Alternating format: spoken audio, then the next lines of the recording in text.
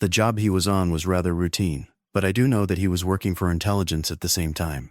And after there, he got thrown out of the place for drinking on the job, which was set up by him, and he went to Bull Run, according to my notes, California, which I understand was a large rocket center. He handled a rather sensitive assignment, was dispatched and went on down to Riverside to handle something at the Air Force Base there, which I really have nothing but his own word for. He then goes down to South American and bums around, and that kind of changed his whole life. He kind of establishes bona fides with the agency, and he ends up in Cuba, spent some time down there. And he met a lady and was married to her until just a couple of years ago. She was really a lady. They did break up. They were having problems when we were bouncing around the Philippines, but they finally split a couple of years ago. Why pulled out of Washington, which was his last assignment with the agency. Why his wife quit her job as the private secretary to Martha Mitchell, I'll never know. They had a real good thing going, and why he ended up in Colorado, I don't know.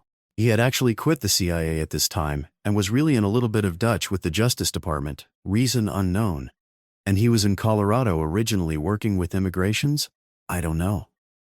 But this broke in the papers about the same time the Havelock case did, that there were some Hungarians being smuggled all the way from Hungary through Canada and down into Colorado. And there was a school set up for them there, teaching them trades and English, and assimilating themselves into the larger cities after Colorado, such as San Francisco, New York, New Jersey, Los Angeles, etc. And I really will just let you read his letters to me on some of his other activities. Now for a moment, I will play the devil's advocate. I have never 100% believed everything I have been told about this entire case. Perhaps it is natural suspicion.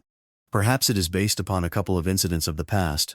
But approximately 35 miles northeast of Koza, Okinawa, there was, and may still be, a training camp, advanced training camp for special forces, where I have been, where I have taught.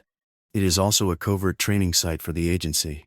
I have seen 2 planes come in there pretty well shot to pieces, and it's a long way from where they were supposed to have been. However,